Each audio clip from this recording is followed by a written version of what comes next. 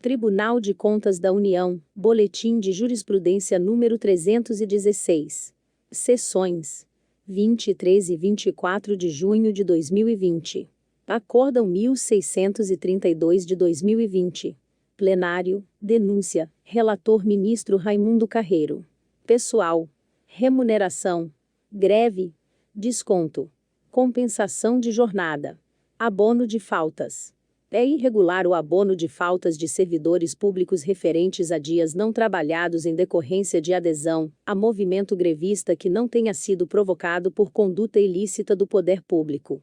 A administração deve proceder ao desconto dos dias de paralisação ou estabelecer regras para a compensação, segundo critérios de conveniência e oportunidade.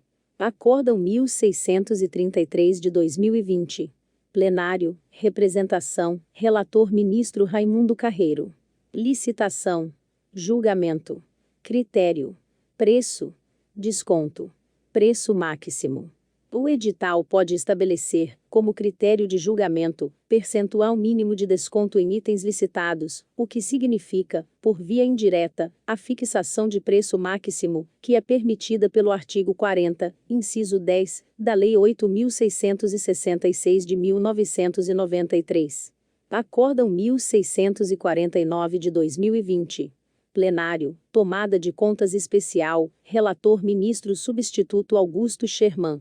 Pessoal: Conselho de Fiscalização Profissional, indenização, eventualidade, diárias, auxílio representação, remuneração.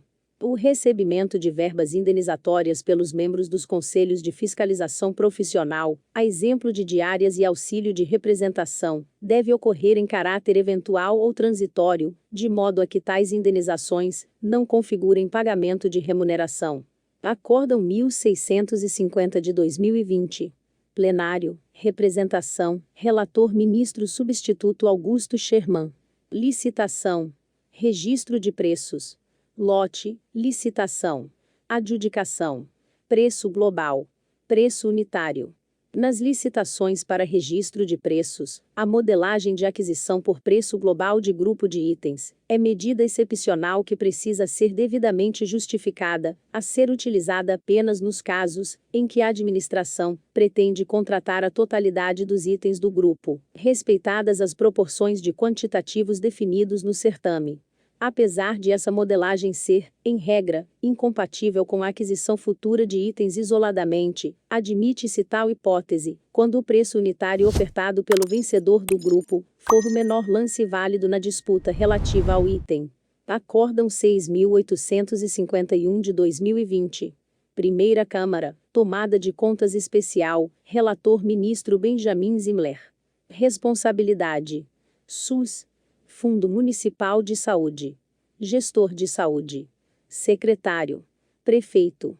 Na ausência de evidências de que o prefeito municipal tenha participado de atos e procedimentos irregulares na aplicação de recursos do Sistema Único de Saúde, SUS, a responsabilidade pelas ocorrências apuradas deve recair unicamente sobre o secretário municipal de saúde, em face das disposições contidas nas leis 8.080 de 1990 e 8.142 de 1990.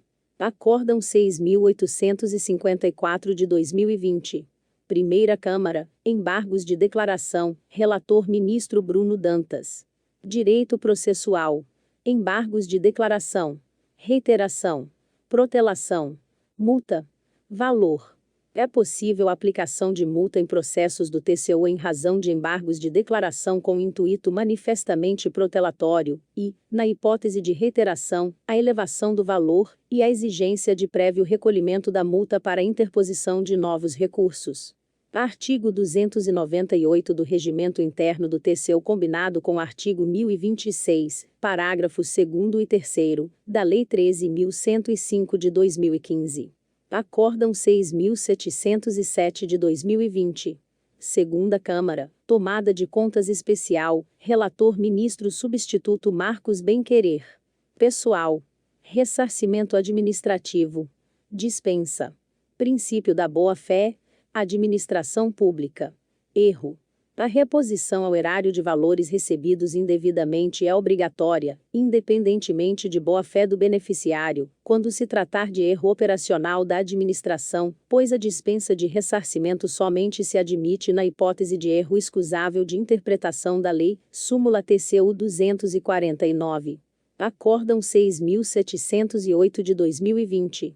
Segunda Câmara. Recurso de reconsideração. Relator Ministro Augusto Nardes. Responsabilidade.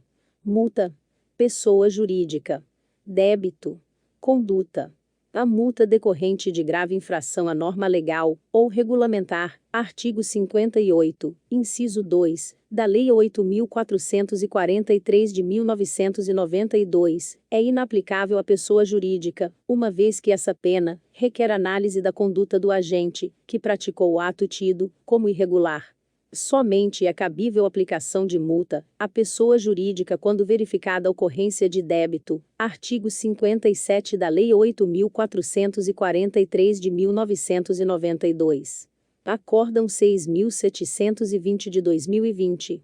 Segunda Câmara. Tomada de contas especial. Relator Ministro Raimundo Carreiro. Responsabilidade.